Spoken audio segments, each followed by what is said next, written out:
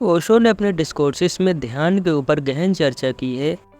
ओशो कहते हैं ध्यान कोई तकनीक या प्रक्रिया नहीं है, बल्कि ये जीवन जीने की कला है। उनका कहना था कि ध्यान का असली उद्देश्य व्यक्ति को उसके स्वरूप से जोड़ना है, जहां वो अपने मन के विचारों से परे जाकर शांति, आनंद और स्वतंत्रता का अनुभव कर सके। ओशो ने ध्यान के कई तरीकों को बताया है, लेकिन उन्होंने खास तौर पर यह स्पष्ट किया कि ध्यान एक महज प्रक्रिया होनी चाहिए, न कि इसे किसी विशेष रूप में बांधकर किया जाना चाहिए। ओशो के अनुसार ध्यान का अर्थ है पूर्ण जागरूकता में जीना।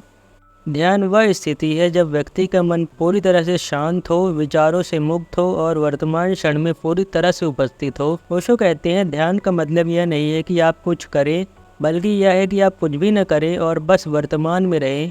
ध्यान एक गैर कर्म की अवस्था है। ओशो कहते हैं ध्यान का अर्थ यह नहीं है कि व्यक्ति अपने विचारों को जबरदस्ती रोकने की कोशिश करे, बल्कि यह है कि वह अपने विचारों को साक्षी भाव से देखे, वह उन्हें बिना किसी हस्तक्षेप के देखे और समझे। यह प्रक्रिया धीरे धीरे व्यक्ति को विचारों से परे शांति और आंतरिक स्थिरता की ओर ले जाती है। तो ओशो ने ध्यान के कई कदम बताए हैं। प्रमुख कदम है साक्षी भाव यानी विटनेसिंग। ओशो के ध्यान का सबसे महत्वपूर्ण हिस्सा साक्षी भाव है। वह कहते हैं कि ध्यान करने का पहला कदम यह है कि व्यक्ति अपने विचारों, भावनाओं और कार्यों का साक्षी बने। इसका अर्थ है कि आप खुद को अपने विचारों से अलग करें और उन्हें एक बाहरी व्यक्ति की तरह देखें।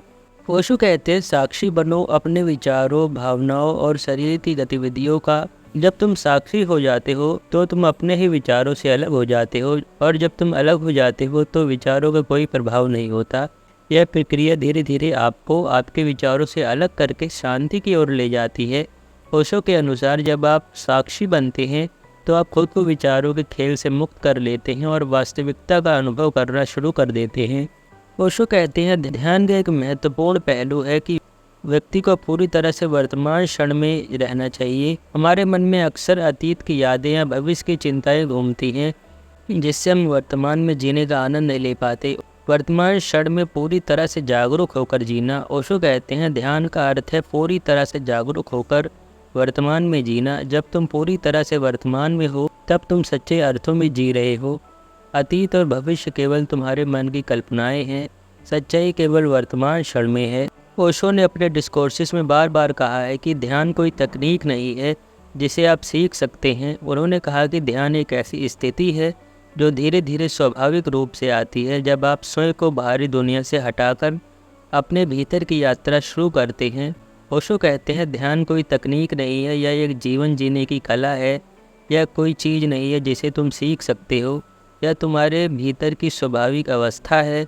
जब तुम अपने मन के विचारों को देखकर साक्षी बन जाते हो तो ध्यान स्वाभाविक रूप से आता है। ओशो ने ध्यान को गहरे विश्राम से जोड़ा है। उनके अनुसार जब व्यक्ति पूरी तरह से विश्राम की स्थिति में होता है तब वह ध्यान के करीब होता है। उनका मानना है कि ध्यान का अर्थ यह नहीं है कि आप किसी खास तरीके से बैठें या कोई खास क्रिया करें, बल्कि यह है कि आप पूरी तरह से शांत और सहज हों। ओशो कहते हैं ध्यान का अर्थ है विश्राम। ध्यान तब होता है जब आप खुद को पूरी तरह से छोड़ देते हो, कुछ भी करने की कोशिश नहीं करते, क्योंकि ध्यान कोई प्रयास नहीं है, यह प्रयासहीनता की स्थिति है। और आप सभी जानते हैं कि ओशो ने कई ध्यान की विधियाँ बताई हैं। उसमें डायनेमिक मेडिटेशन यानी सक्रिय ध्यान काफ़ी ज़्यादा प्रचलित रहा है। ओशो ने ध्यान की एक अनूठी विधि विकसित की है जिसे सक्रिय ध्यान कहा जाता है यानी डायनेमिक मेडिटेशन। उनका मानना है कि आधुनिक जीवन शैली व्यक्ति के मन और शरीर में इतनी अशांति और तनाव होता है कि उसे पहले उस ऊर्जा को मुक्त करना चाहिए, तभी वह शांति में जा सकता है। इसलिए उन्होंने सक्रिय ध्यान का निर्माण किया, जिसमें व्यक्ति पहले शरीर और मन की ऊर्जा को शारीरिक गतिविधियों जैसे नृत्य, कूदना, रोना, हंसना आदि के माध्यम से मुक्त करता है और फिर धीरे धीरे शांत होता है। ओशो कहते हैं आज का व्यक्ति इतना तनावग्रस्त है कि वह सीधे शांत बैठने का प्रयास करे तो असफल होगा।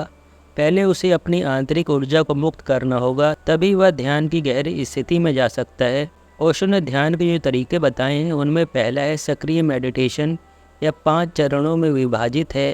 पहले चरण में व्यक्ति गहरी और तेज सांसें लेता है। दूसरे चरण में वो अपनी भावनाओं को शारीरिक रूप में प्रकट करता है, जैसे नृत्य करना, तीसरे में ऊर्जावान कूदता है, चौथे में शांत होता है और पांचवें में ध्यान की स्थिति में बैठ जाता है। दोस्तों, डायनेमिक मेडिटेशन पर हम एक सेपरेट वीडियो लाएंगे जिसमें हम स्टेप बाय स्टेप जानेंगे कि इस डायनेमिक मेडिटेशन होता क्या है।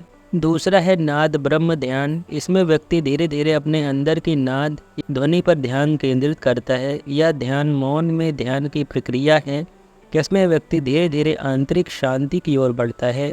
ओशो के अनुसार ध्यान केवल एक तकनीक नहीं है जिसे आप कुछ मिनटों के लिए करते हैं, बल्कि यह जीवन जीने का एक तरीका है। ध्यान का असली उद्देश्य आपको सच्चे स्वरूप से जोड़ना है, जहां आप शांति, स्वतंत्रता और जागरूकता का अनुभव कर सके। ध्यान केवल विचारों को रोकना या उन्हें नियंत्रित करने का प्रयास नहीं है, बल्कि यह साक्षी बनने की प्रक्रिया है। विचारों को देखने और उन्हें बिना किसी हस्तक्षेप के गुजरने देना। ओशो का ध्यान जीवन को पूरी तरह से जागरूकता और प्रेम के साथ जीने की कला है, जो आपको आंतरिक शांति और आनंद की ओर ले जाती है। तो नेक्स्ट वीडियो में ओशो ने जो डायनेमिक मेडिटेशन बताया है उस पर हम डिटेल में चर्चा करेंगे। आप ओशो के डिस्कोर्सेस सुनना चाहते हैं तो आप ओशो वर्ल्ड वेबसाइट पर विजिट कर सकते हैं। धन्यवाद।